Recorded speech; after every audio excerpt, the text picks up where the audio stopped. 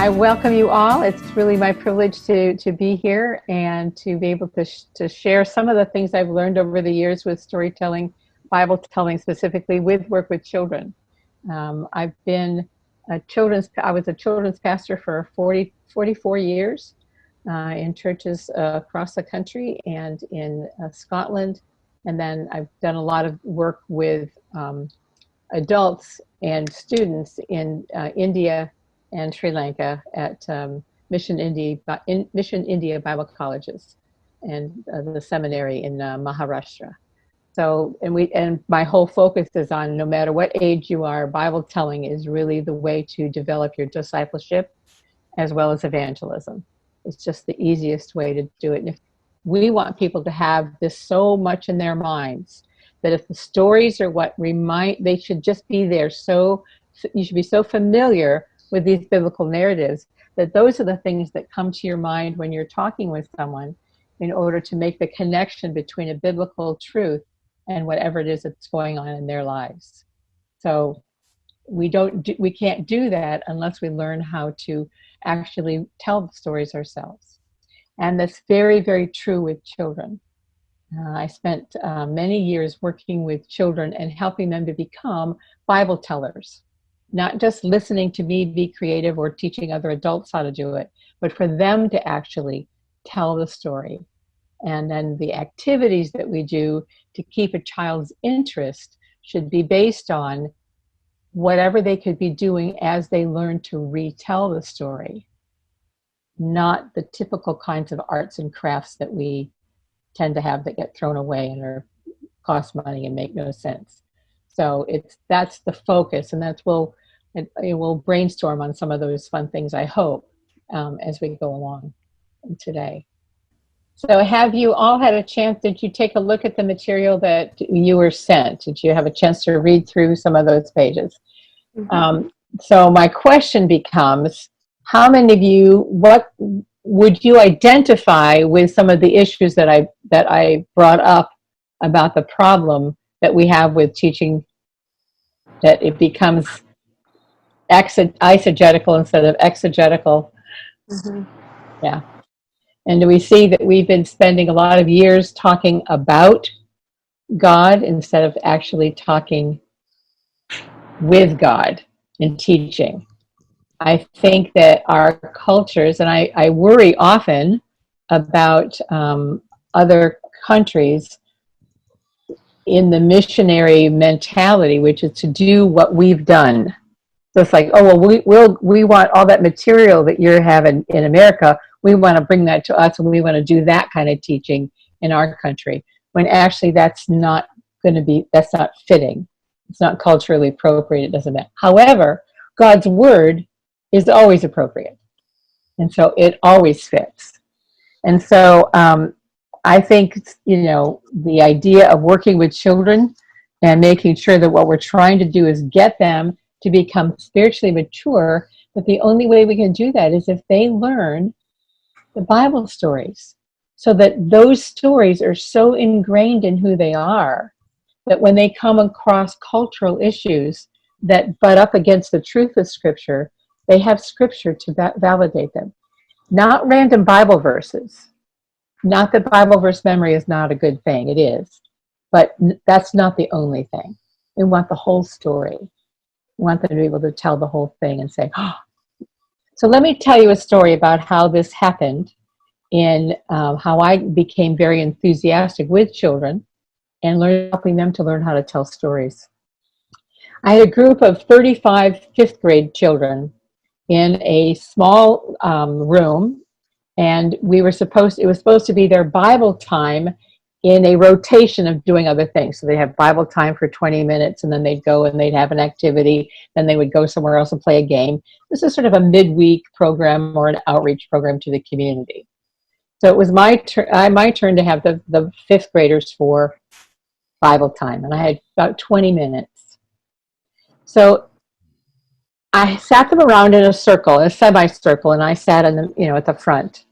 And I told them in sort of very abbreviated language the story of Samuel, from Hannah crying in front of Eli at the tabernacle, to Eli's death after Samuel had heard God's word, and he gave them the word that this was going to happen. The Ark of the Covenant was going to be taken, and that they were going to lose the battle, and that Hophni and Phinehas, Eli's sons, were going to die, and then Eli died, and then Samuel became who he was as a young boy in terms of growing. So it was basically chapters 1 through 4, maybe, of 1 Samuel.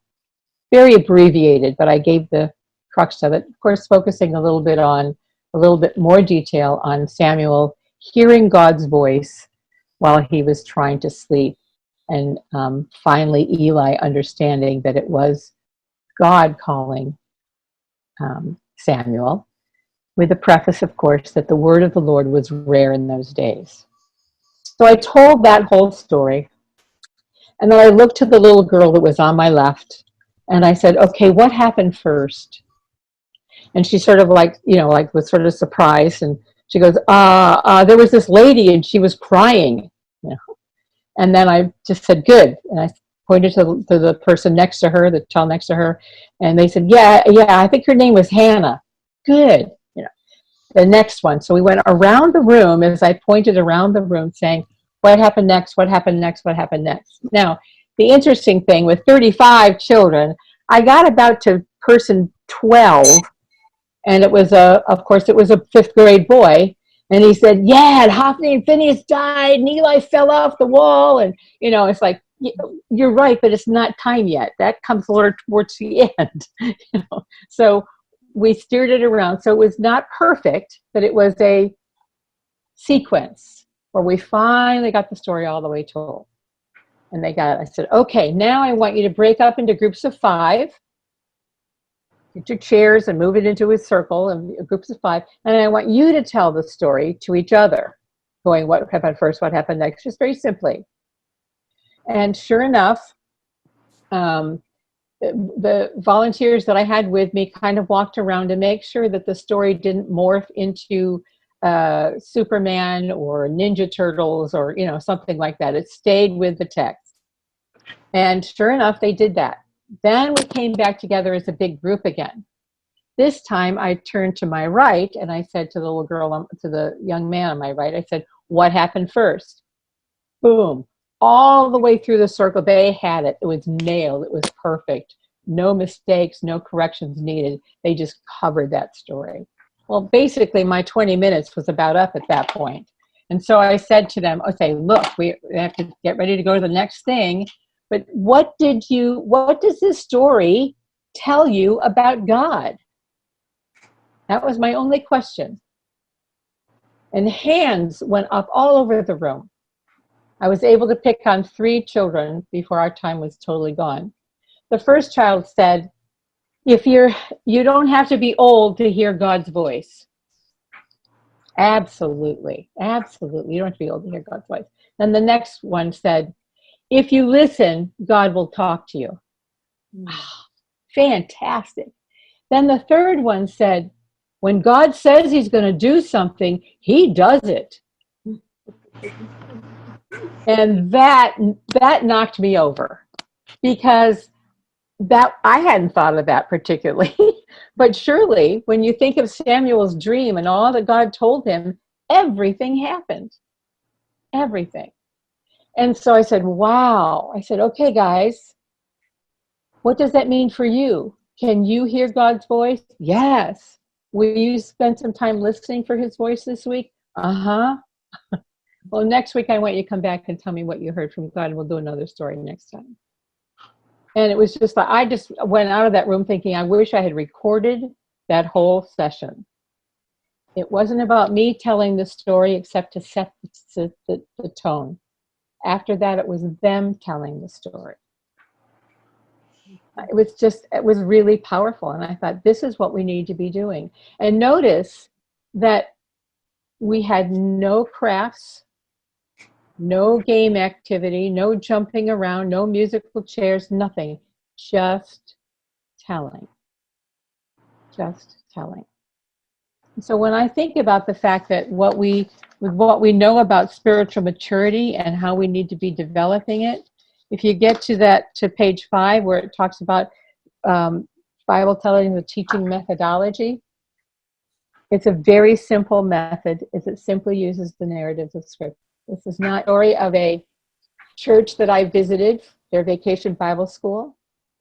And in this setting, that in the Bible room, you know how you rotate around when you're doing VBS.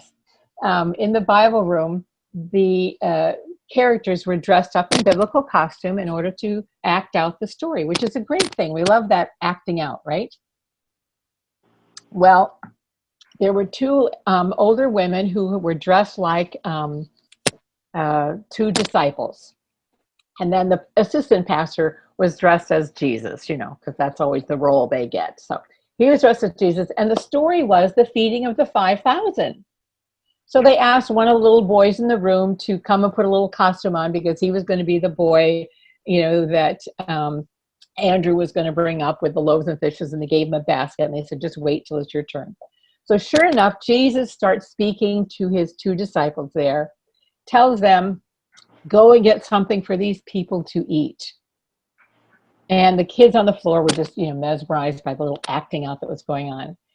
And go get something for these people to eat. And the 2 disciples turned to each other and said, what? How are we going to get anything for these people to eat? There's no McDonald's here. No, I wanted to stand up and go, cut, stop, time out. You never need to do that because then it turns the biblical story into some kind of a mythological fairy tale. The disciples definitely wondered where they were going to get the food, but surely you can't interject something super modern into this whole scenario and have it be an authentic biblical story. As lovely as they were and as creative as they thought that was, later on, I talked with the children's ministry director and I said, okay, here's my critique. Don't do that. Just keep it to the word because the word is what's powerful. We don't need to jazz it up. Does that make sense? Mm-hmm. Okay. All right. So the steps are quite easy. Anyone who wants to learn a biblical narrative, and you read the Bible, you find this, you read the text in the Bible, you find the stories. I use a lot of the stories from all the stories of the Bible, which I hope you've had a chance to download. Outline the story by dividing into keywords. Many of you have already been through that process in other story Bible telling workshops already, I'm assuming. And then there's that, I have given you this page that has those 6 squares. And actually, I do this with kids.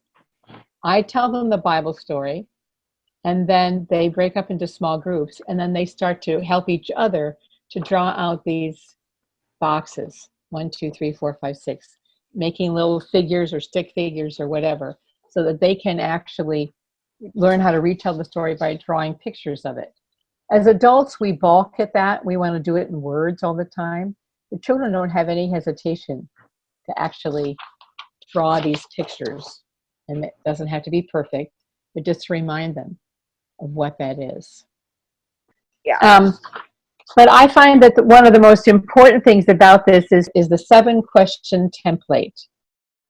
The wonder questions that we want to do. We know from educational learning that we do not remember information if we do not spend time in reflective thinking. We have to reflect on the story in order for it to become part of who we are. So with every biblical story that's told and retold, there should be a series of questions that you and the children themselves ask themselves about them. What does the story tell you about God? What other story does this remind you of? All the biblical stories from Genesis to Revelation are tied together. There's a theme that runs through it. And when we can connect these stories to each other, then we can see the pattern that God is putting out. And I find this really very, very helpful. What does the story tell us about the people in it? When you ask this question of a particular story, for instance, the story that we have here that's called A Meal and a Walk, you would then ask the children specifically, what did this story tell you about the large crowd? What did this story tell you about Andrew? What does the story tell you? What do you think it says about the men in the boat? What does it tell you about Peter? So you can be specific, but it's basically, what does this particular story tell you about Jesus? So the questions that we begin to ask are, first, what happened first? What happens next? Get them to retell it. Secondly, then we start going through some of these wonder questions. What do you think? Why do you think God put this story in the Bible? And this begins to lead us into a little bit more of the application. What happened before the story and after the story? And that gives us an opportunity to spend some time in context. And what do you think God wants you to do now that you know this story?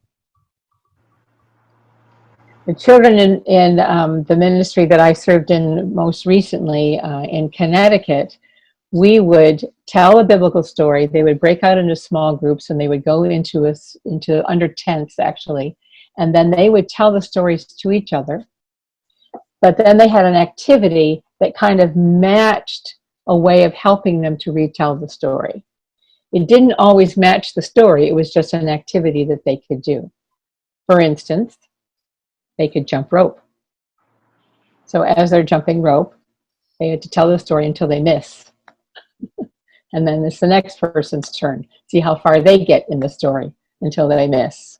You can do two people jump, holding the ropes, and one person jumping. You could have the old-fashioned jump 3 times and then come out.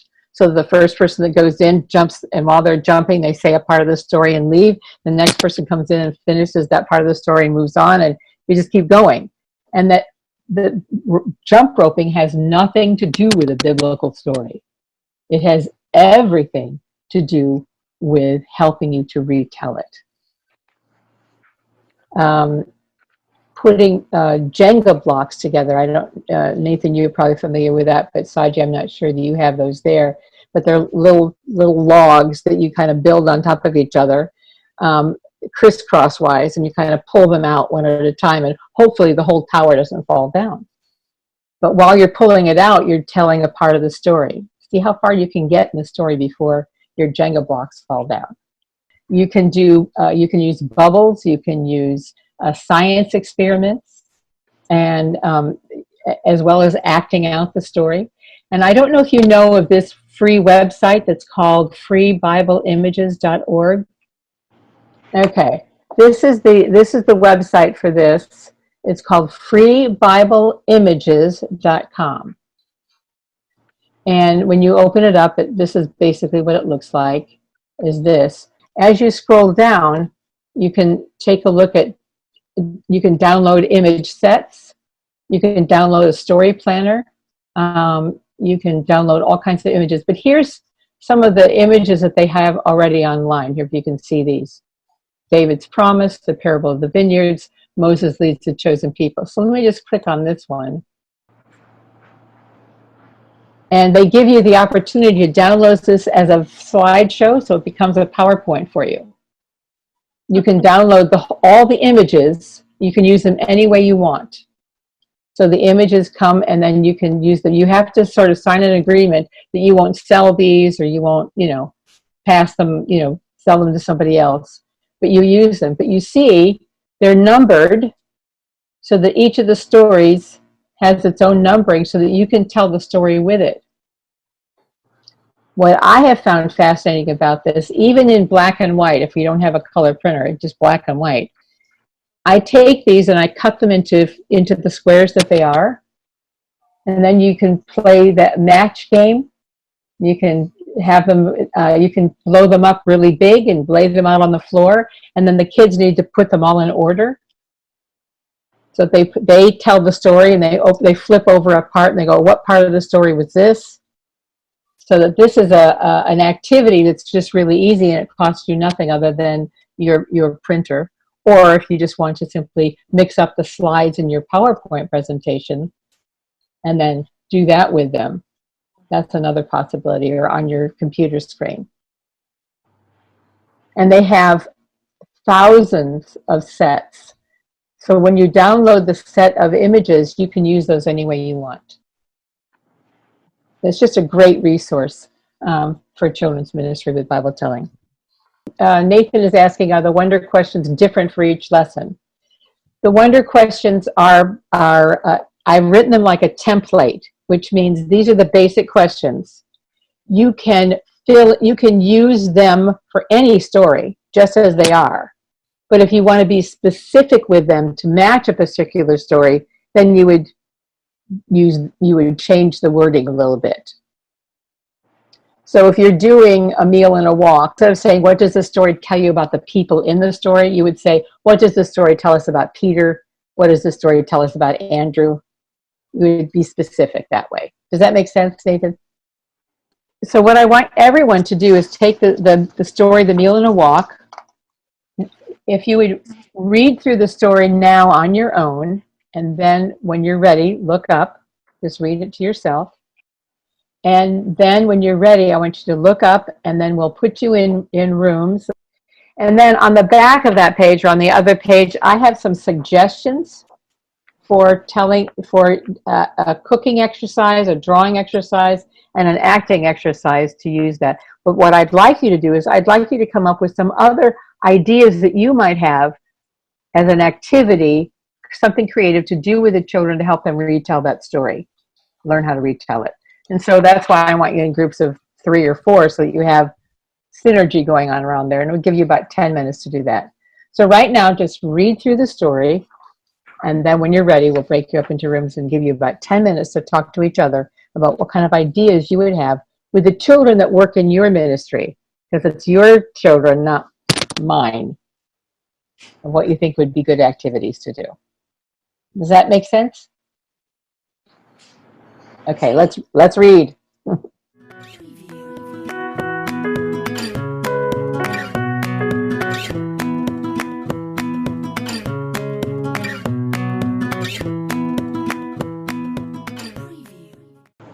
Okay.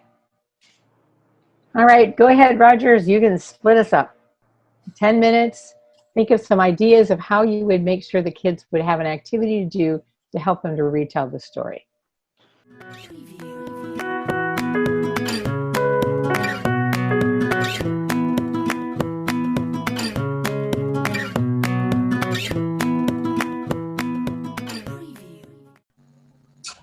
Okay, everybody's back, right?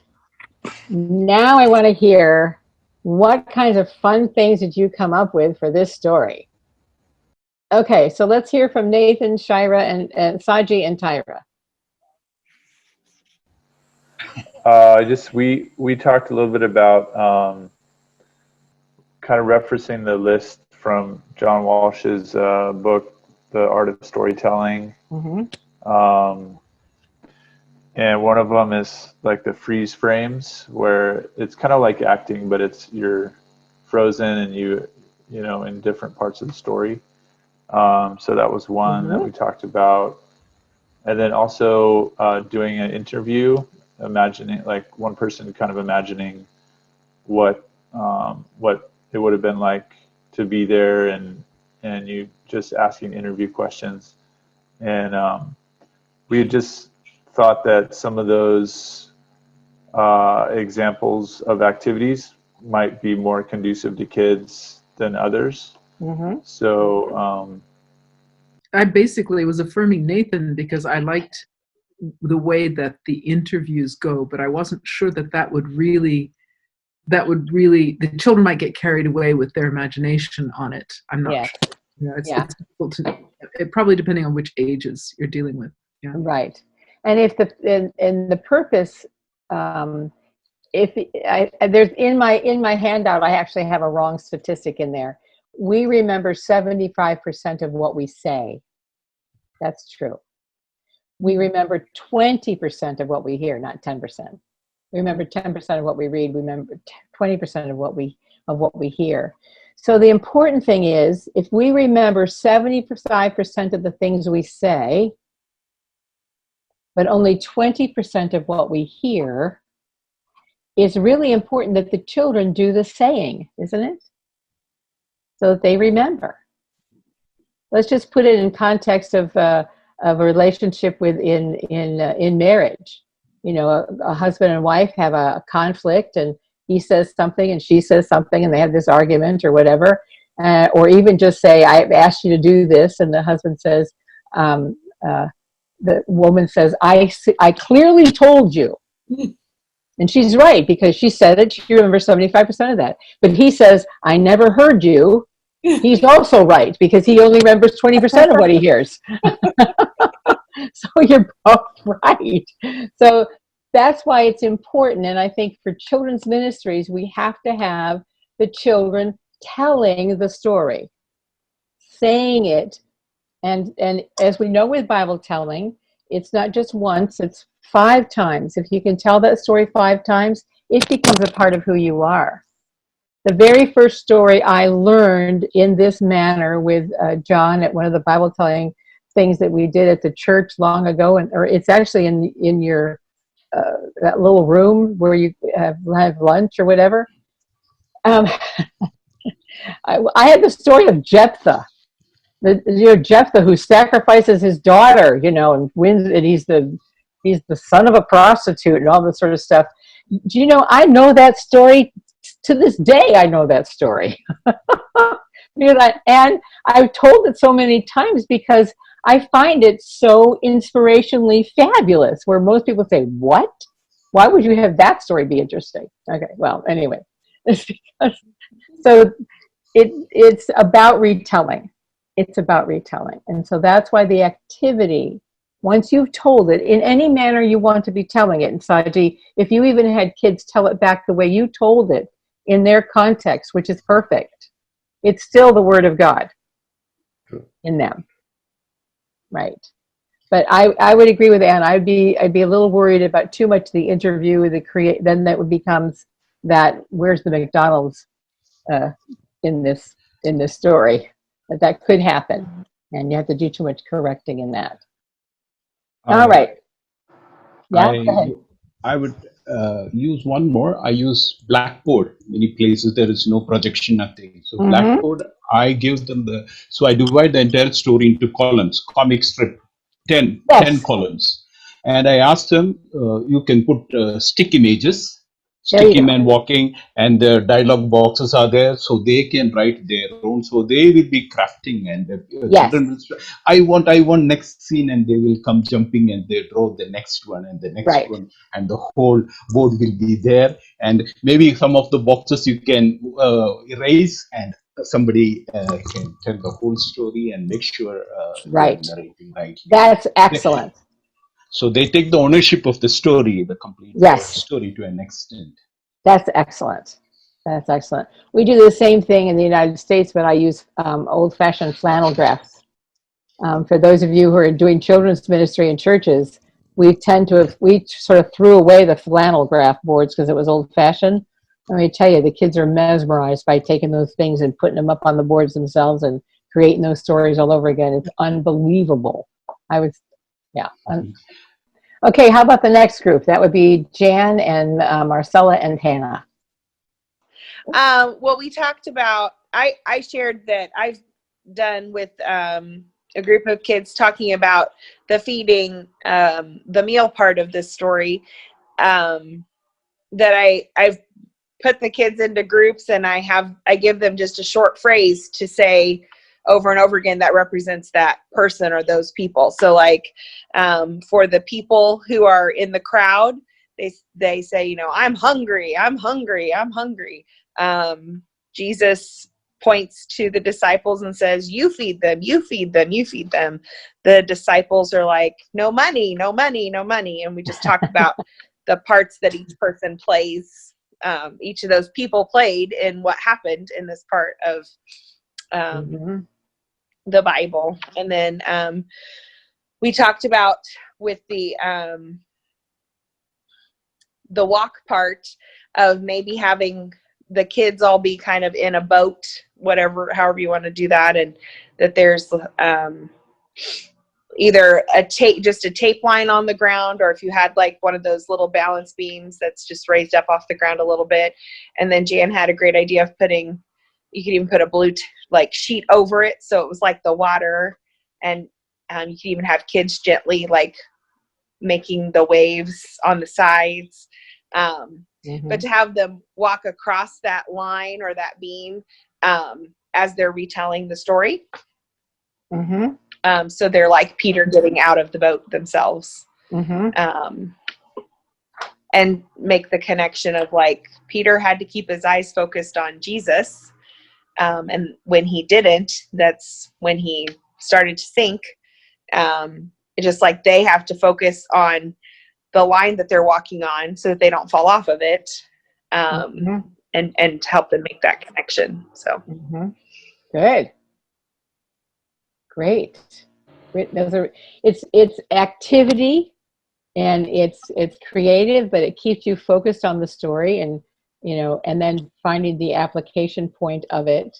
We want to be really careful that we are not always trying to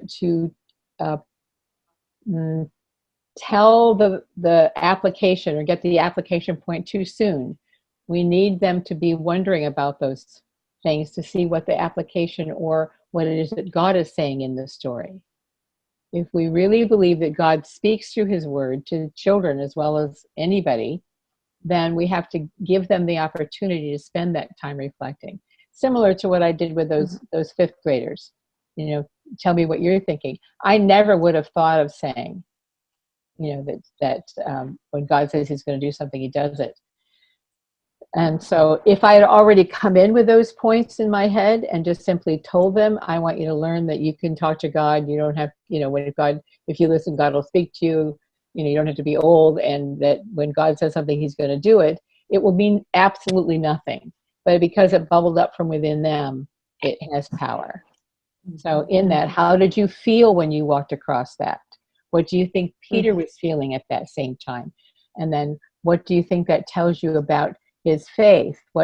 So there's this opportunity for them to reflect on it, even in that activity. Even in that activity. Good. Yeah.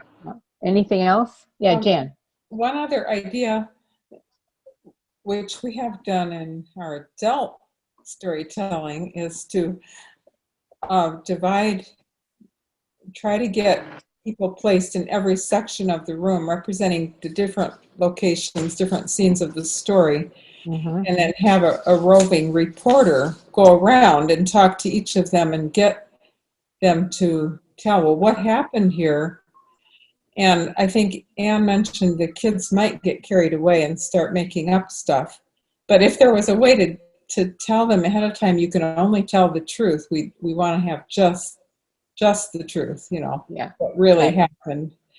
It would be a form of retelling, I believe. Yeah. If you could get them to stick to the storyline. If you could stick the storyline, okay. What part of the story are you? And then tell me that part of the story. Yeah. Yeah, and that would be a helpful way to do it. A colleague of mine was doing the story of Abraham, the Egyptians. The Israelites in Egypt, and after they went to the wilderness. And so they had to have the tabernacle, and they had to pick it up and move it. So they were always on the go, right? So she had divided the kids into these separate tribes, but they were all at one end of the room. And then they would talk about what it was like to be there, and they would get all settled. They'd build their tents. They'd have it all set up. And then it was like, God says to move. And they all had to pick up their chairs and whatever tent they had built or whatever it was they did, and they had to move it to another place that she had sectioned off. And then they would set up everything all over again, get inside the little tent area, and have their manna. I mean, she had some crusty things laying around on the floor that they'd pick up as their manna.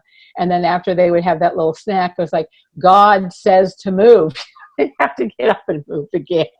So it was a very, very interactive, but absolutely, again, no cost, no material. You just simply have what you have and you use it, and you do it. So I just thought that was particularly creative, really creative. One time I was, teaching a group of junior hires, and I told the story.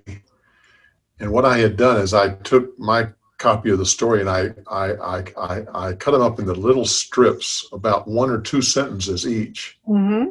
And I said, and they were all just like papers. And and so I said, all right, now, and I said, now, and I threw them up and just let them all fall down on the floor. I said, now I want you to put that in chronological order. And immediately they looked to the youth pastor, assuming that he would take charge and lead them through the project. But I said, no. He can't be involved at all. He has to step off to the side. Oh, well, they almost didn't know what to do. But after a while, they all got down on their hands and knees and started picking up pieces of paper.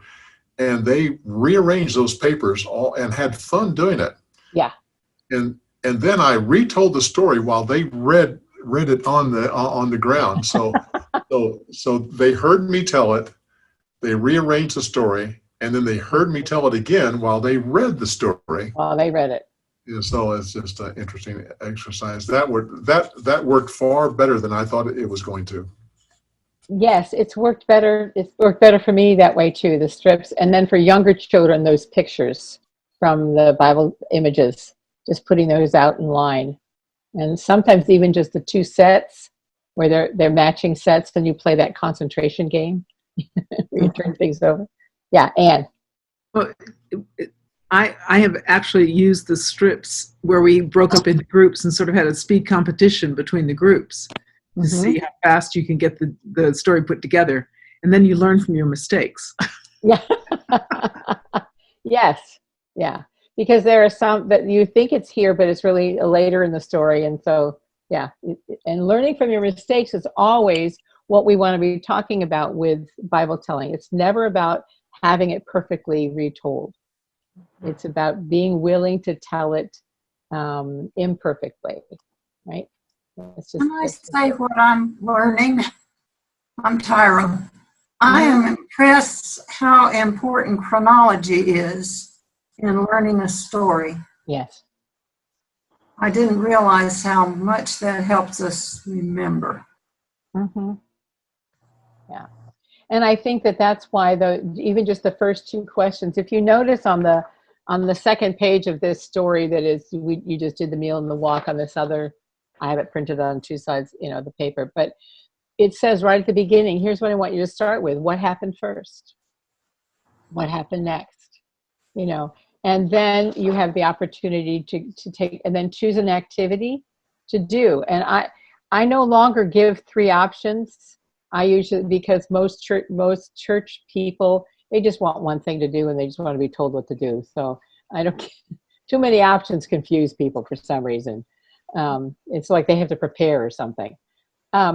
So I tend to stick more with, the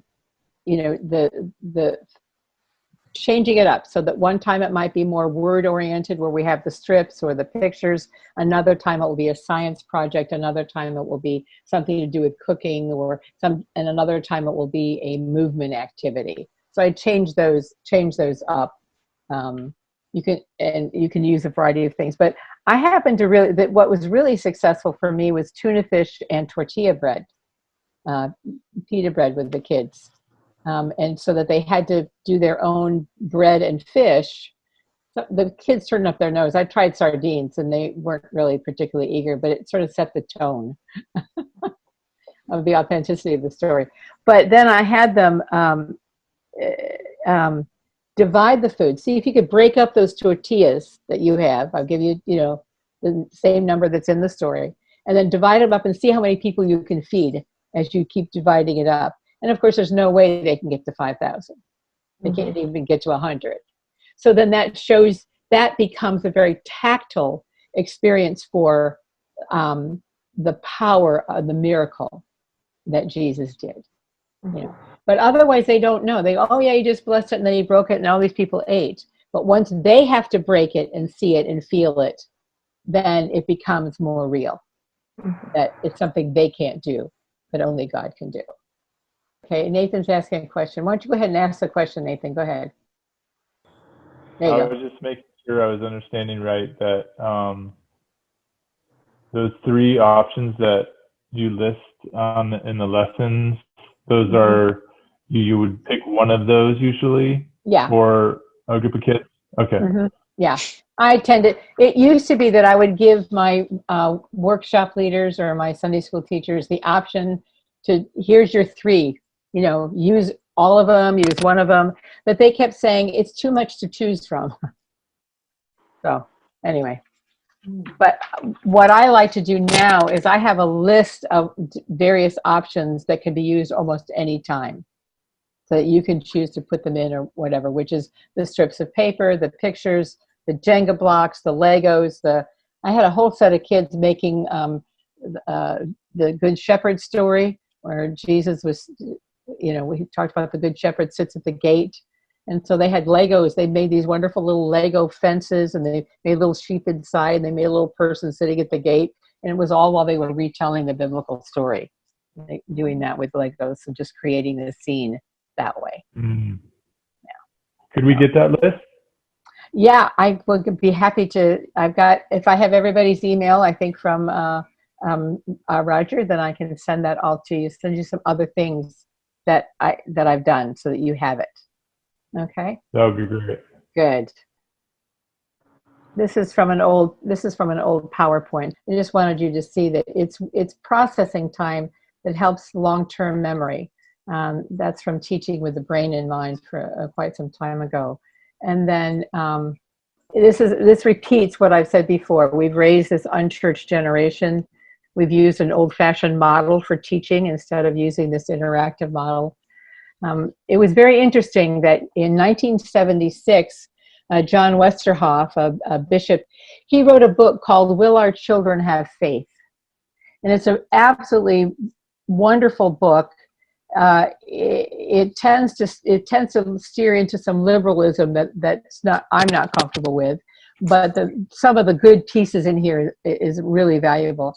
And he was saying that because we teach so much with the old-fashioned schooling model, what we have done is we've spent all this time talking about God, about faith, about religion, that we haven't experienced who God is. Our educational model doesn't give us that experience with God, to know God. And so he says what we end up having is, at best, we end up with educated atheists. Such a powerful statement. And he wrote that in 1976. So he was talking about at that point, he was talking about the teenagers of that day who were educated atheists. Well, fast forward, how many years ago was that? So we now have we've had continuous poor education in the church. So what we have now and what we see in this world around us is a whole 2 generations worth or 3 generations worth of educated atheists. They do not know God. They only want to talk about things, and then they just spin around and have their own views of who they think God is. Here's the power of the biblical text as a narrative. 75% of our text in scriptures is narrative, it's story. 20% is poetry and song. And Roger was telling, and John were telling me today that they're hoping to be able to put a piece of poetry to every story in all the stories of the Bible. So there's that element, especially for those who are of more of that lyrical strength in their brains. Only 10% is actually theological, didactic kind of teaching, but in the end, it's actually wrapped in a narrative. And Tyra, your point about chronology, even within the story, is important, but there's also a chronology of the whole scripture that we have to be aware of. Yes. Yeah. And that chronology is like, where does this fit in the big picture, in God's big story? Let's jump forward to Acts. Let's talk about Stephen quickly. We all know that Stephen was a deacon. He was a powerful man of God. He preached the word. And then he was arrested and stood before the Sanhedrin and was being lambasted. And then what did he do? He preached, and his preaching was about, let me remind you of our history. Mm-hmm. And he went back into the history of the Old Testament and told, basically, quickly reviewed the stories. And of course, they rose up and stoned him, and we know the end, that Stephen was taken to be with the Lord. But isn't that interesting that even if it was a moment where he's preaching, it is going back to the story of Scripture and telling the stories of God and with his people. The same with Peter at Pentecost. Let me tell you, brothers and sisters, let me tell you people what you're seeing. And he went back to the Old Testament and grabbed, here's the explanation of what you're seeing. So we need to do that. I often tell people when people are a little bit concerned because they can't tell the story as accurately as of how it's printed, so they just read it rather than tell it. Mm-hmm. And even though reading the story isn't as powerful as telling it, I said, well, go back and look at Stephen. Stephen mm-hmm. didn't stand there and read the stories. He told them. And if you read what he said, he told the stories in his own words. He just kind of skipped around and told a little of this and a little of that, and and it was used of God. And that's basically, Stephen was our first Bible teller. Yeah. Yes, I think so. Perfect. So, and the thing is that God gave us story. This is his story, and it's our story, and we're in it, and we can see ourselves in it. We can see the people in it. We can relate to the people in it. When I'm sitting with a group of broken women for whatever it is that they're going on in their life, and we talk about the woman at the well, or we talk about the woman who was healed because she had this disease, the bleeding disorder that kept going on and on. These are people we can relate to because we're experiencing similar things. But if I didn't know those stories well enough to connect them to the people I'm talking to, I'm missing that opportunity that God would give me. Mm-hmm. And the same thing for children. They need to be able to say these things. It's that 70% memory. And the stories are easy to remember, and they're easy to retell. We just want to be able to make sure that we do that. And so I mentioned this again, but it's not storytelling, because I know that in India, I discovered that when I would say storytelling, they thought it was make-believe. Just using the word storytelling was like make-believe.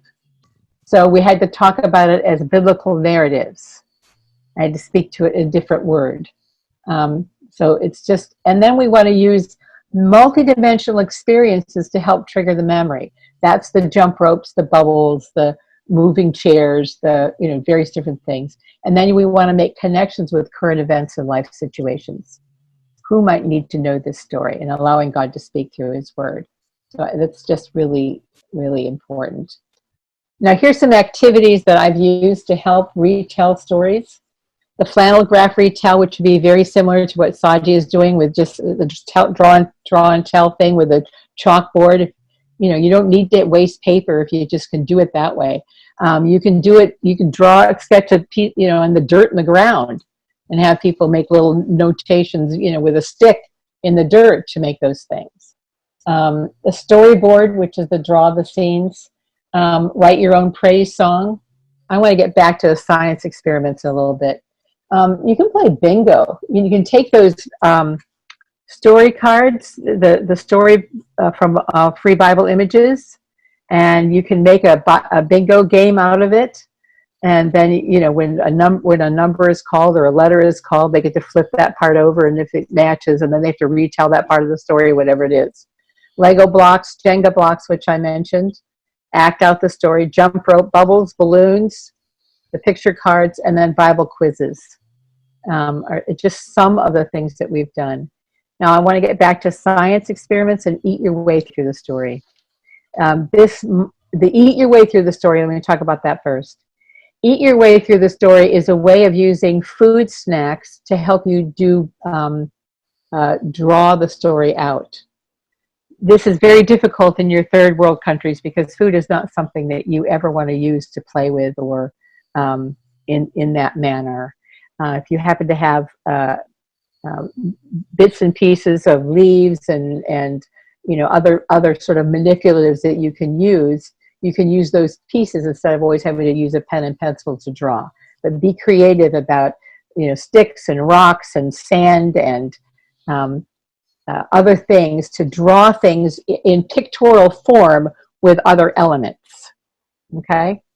But in the United States, where we have kids have snacks anyway, and they're eating their goldfish crackers or whatever, you can use Twizzlers and pull and peel Twizzlers. You can use marshmallows and pretzels and all kinds of things so that they can make characters out of the food and then place them in the place on the storyboard where they belong. And so as you're telling the story, you're actually using these Skittles, various different things to draw something that reminds them of that part of the story. And then, of course, they eat it. It's just all about the eating as well. But we've had a lot of fun with this. I've done this with family events. We did this with listening to select pieces from Handel's Messiah. And people used just one big piece of paper, and they had all these manipulative food pieces. And as they listened to the music, it would create a scene in their mind, and then they created that scene with that food.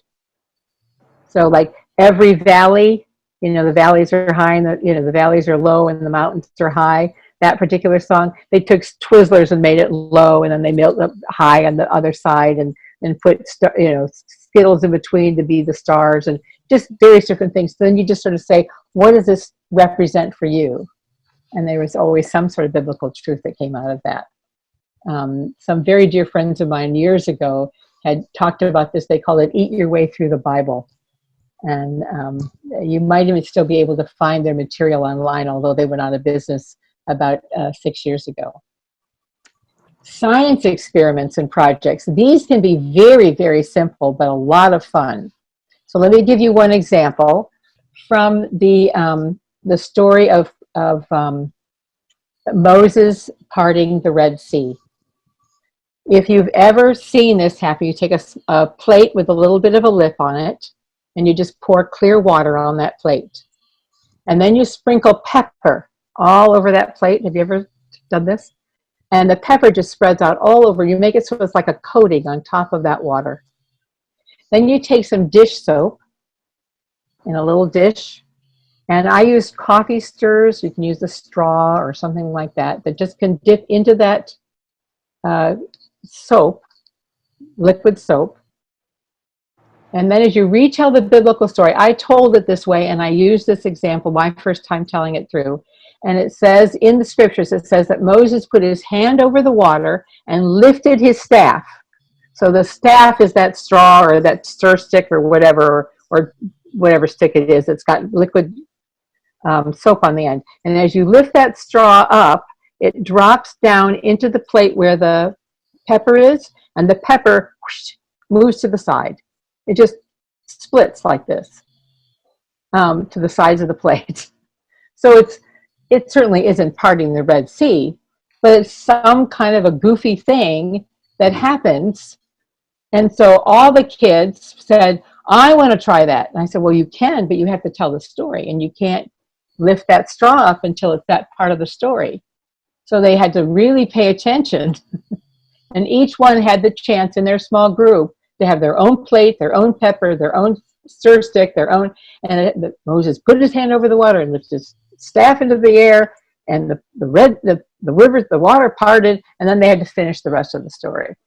So it's those kinds of things. If you go online and you look up, science projects for kids, you'll find all kinds of fun things that are just there that you can utilize, even if they don't attach to the story. That particular experiment attaches itself directly to the story.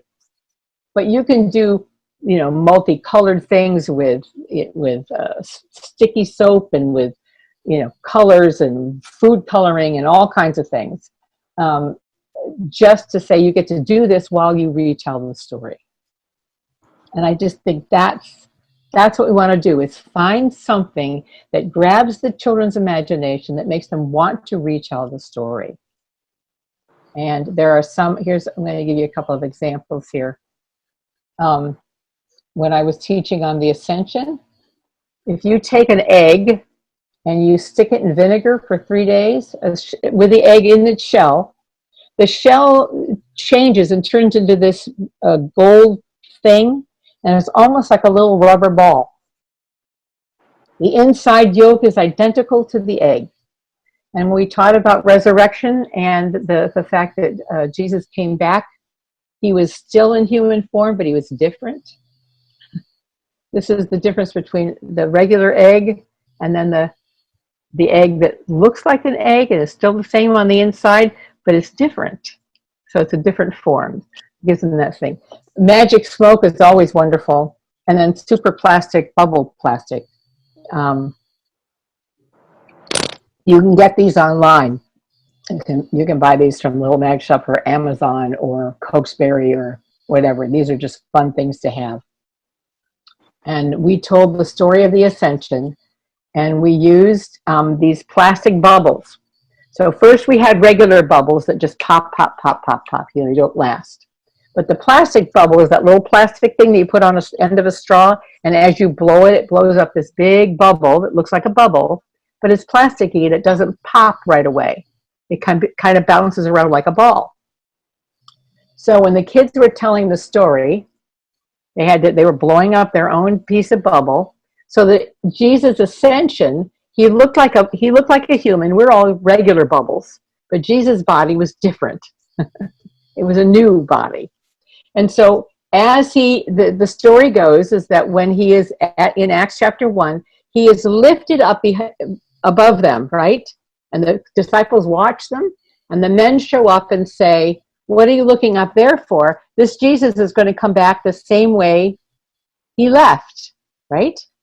So you have the kids take this bubble and bounce it up, and then bounce it really high, so that when they say, the men said he's going to come back the same way he left, and then down comes the bubble.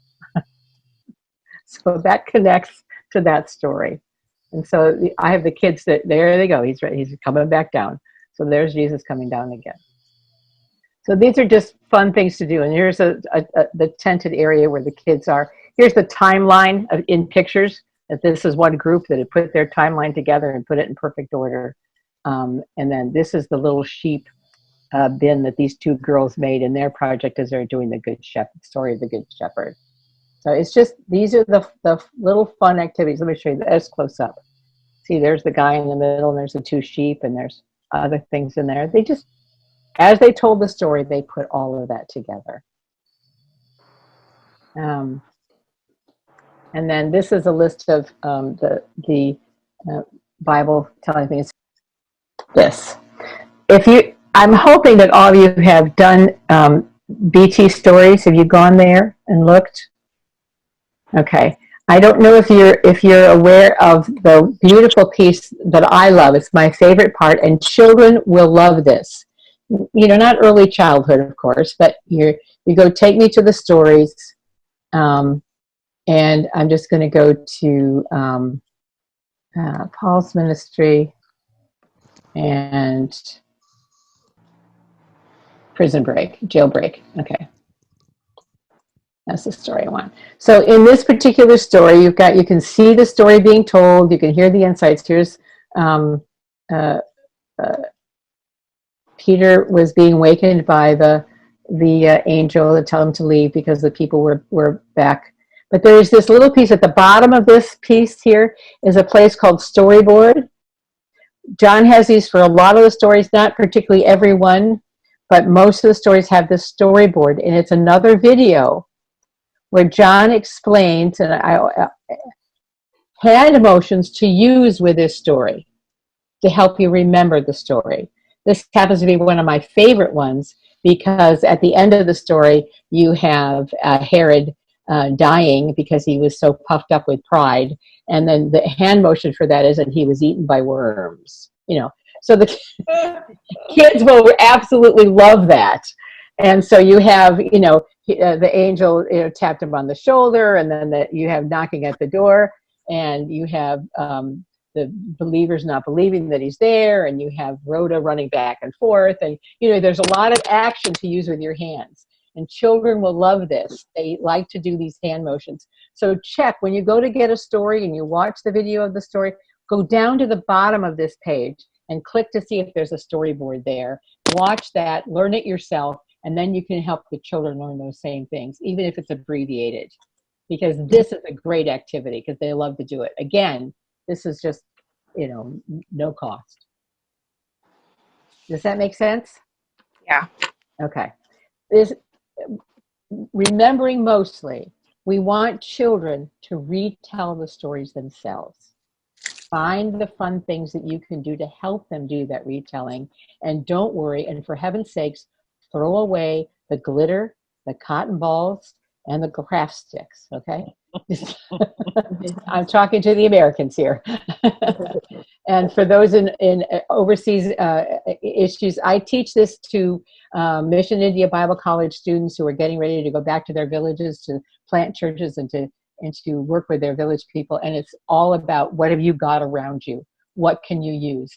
You know, take a flower, take leaves, take sticks, do whatever to create these things that are easy for you, because it's having the people tell the stories to each other that's the most important.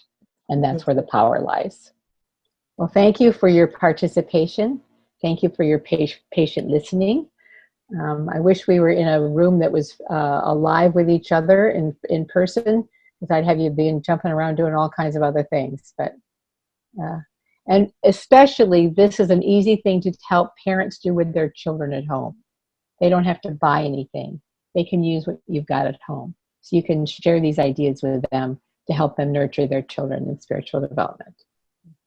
Thank you so much, everybody. It was really nice to meet you. God bless. God bless. Thanks.